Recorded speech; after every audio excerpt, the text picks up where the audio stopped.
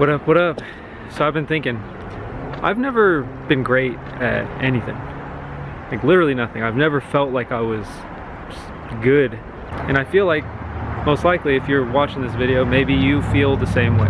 I've always loved seeing people that were just so passionate about whatever they did, that they were so into it and then they were really good at it and they just put everything that they ever could, all their effort, all their time into it. I've seen a lot of videos where they'll be interviewing people like this, like someone that's like a comedian or like a pro gamer or a YouTuber, I don't know, like a pro athlete.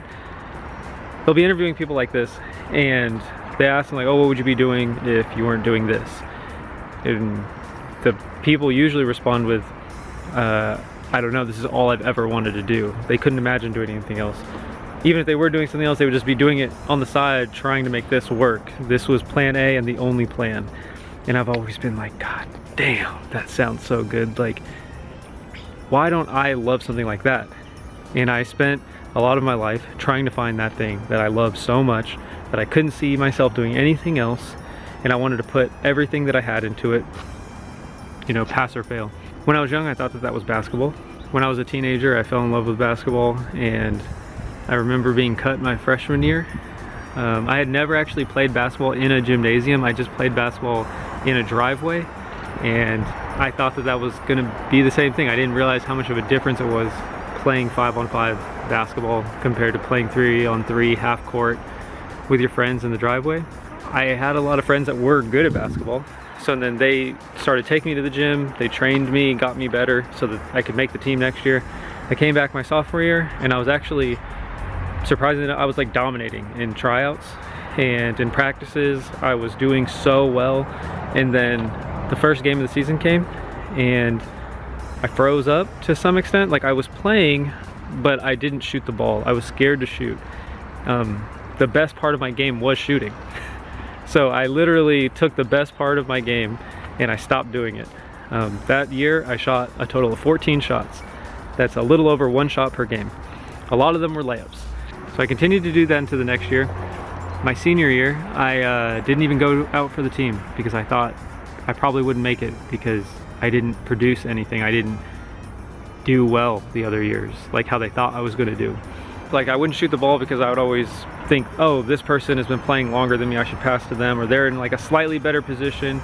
But most importantly, the biggest reason I didn't shoot was because what if I miss?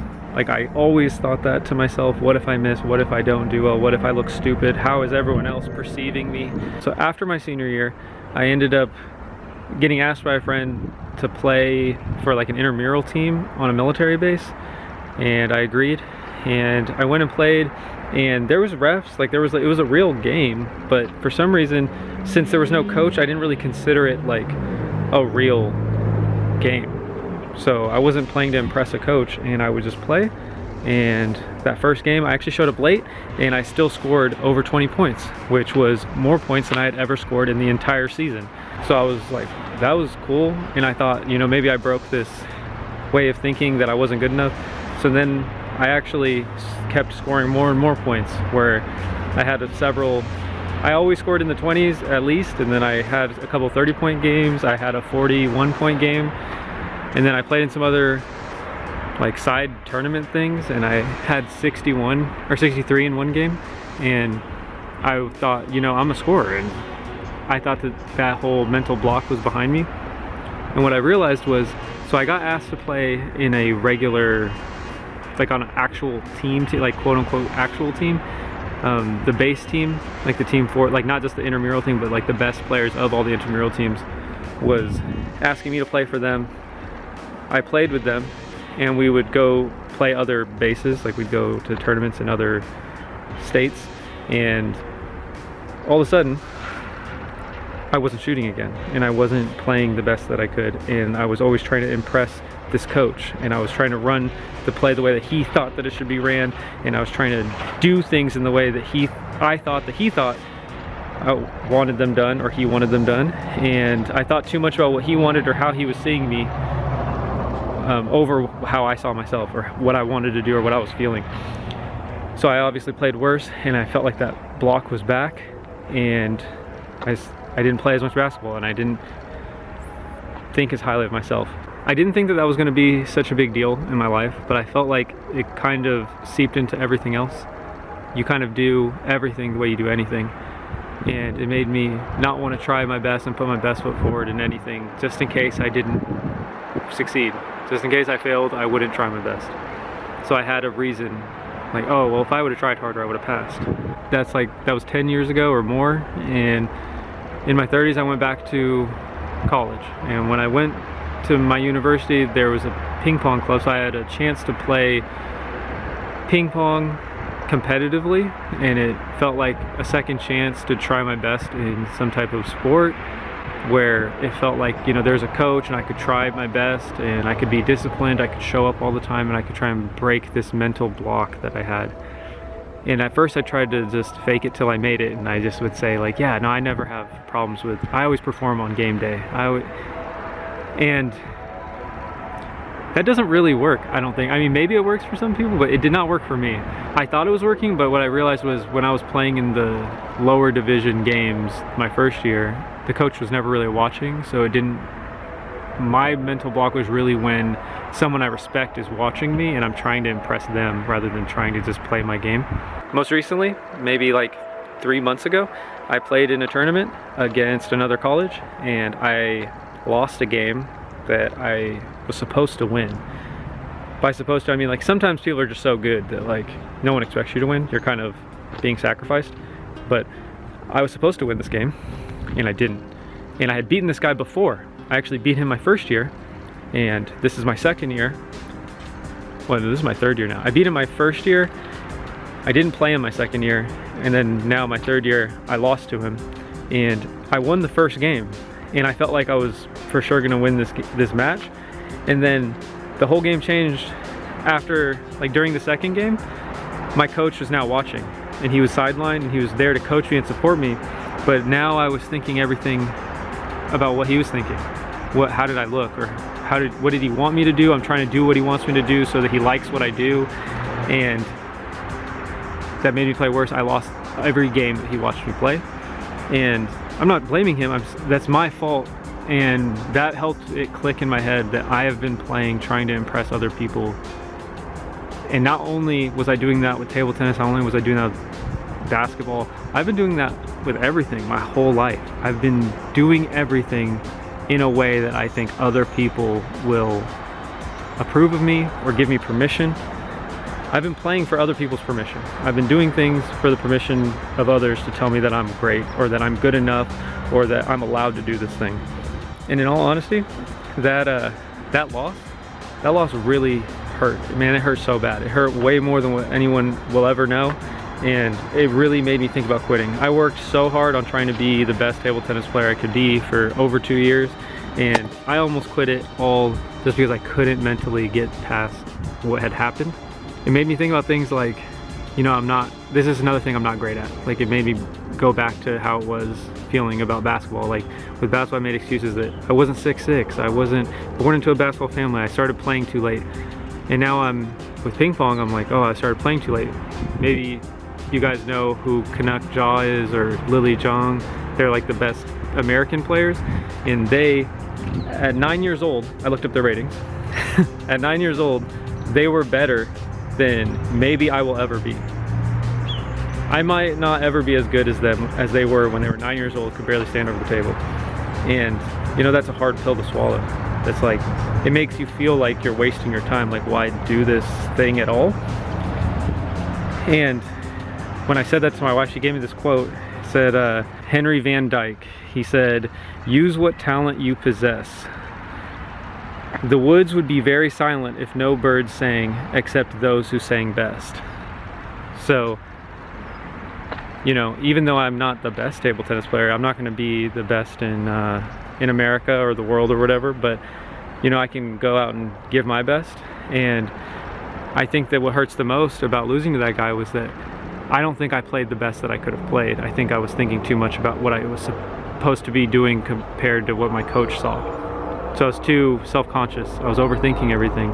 If I went out and played my game and I played really well and he beat me, you know, there's nothing to be so upset about. Like if I lost playing my game, that is preferable. So I don't know if anyone saw Linsanity back in the day, or if anyone remembers that, but there was a player named Jeremy Lin that was trying to play in the NBA. He had several opportunities, but every time he got in, he tried to fit into the system or play the way the coach wanted him to.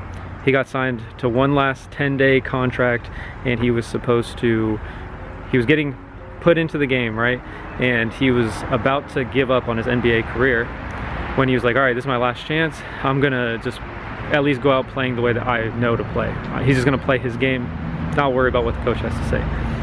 He goes out and plays the game, he scores a bunch of points, and then all of a sudden now he gets more playing time, and he starts scoring over 20 points every game. He's just getting more and more. And you know, it was like this phenomenal thing, like no one saw it coming. But the thing was that he had the talent and skill to do it the whole time. He had already worked to be that good. He just needed to believe in himself and not think about what other people were thinking about. And I think I just need to do the same. And if you're watching this, most likely you need to do the same. I know in this video I only really talked about, you know, meaningless games that I've been playing. Like, no one cares about table tennis or basketball. Like, if you're really good or not, you're still gonna survive. You're still gonna go on living life. There's stuff more important than that. But like I said earlier, so I changed my clothes, my camera died, and while I was waiting for it to charge, I went on a run. Basically, what I think I was saying, if I remember correctly, was that, you know, you do everything the way you do anything. And, you know, the way I was playing table tennis or basketball was anything. So then it transferred into everything. So if I wasn't given my permission to try my best in those things, I wouldn't be able to give my permission to do my best in the other things. Where I'm going with this whole thought process is that, I mean, I don't know what you're struggling with, or what you might be scared of, but I do know that I don't want you to think that you're alone. I mean, I'm fucking scared myself. I don't know what's gonna happen with this next game. I don't know if I'll ever be able to really get over this. I think I will. I think I will. And, you know, I'm just tired of not doing my best or not using the skills that I practice so hard to use. I don't think the big deal about playing in those basketball games was that I was scoring a lot. It was that I was actually using the skills that I had practiced. I practiced shooting for so long, and then I actually started shooting. That was what the positive thing was. That's why I was having so much fun. So when I go and play this game, it doesn't matter if I win or lose. The thing is, I need to use the skills that I practiced. And I think if I'm playing the game that I know I can play, then that's the real important thing. So I'm basically giving my permission to not give a shit what anyone else thinks about me or how I'm being perceived or how I look. I need to not think about any of that, and I just need to be confident in who I am and trust in what I have practiced over the last 2 years. Something that's probably more relatable is that, you know, I've been scared for the last 3 years to start a YouTube channel. I know that this isn't the greatest video. I'm afraid to say things like this or to even talk to the camera. I'm afraid to post things. I'm afraid of what people are gonna say or what they're gonna think. I'm afraid that, you know, no one even sees my video or reacts with it. I'm afraid of people not accepting me. And I don't think I'm alone in that, and if you're feeling that, you know for sure you're not alone in that, because I'm telling you that I'm feeling that. Again, I don't know what you're struggling with. I don't know if you need permission or if you feel like you also need permission to be the best version of yourself, but if you do, I mean, you got it from me. I'll give you my permission for whatever that's worth. Not that you need it, but I appreciate you, and I am rooting for you. I'll leave you with one last quote that I really love, and that is from an anime called Gurren Lagann. If you can't believe in yourself, then believe in me. Believe in the me that believes in you. I'll see you in the next video.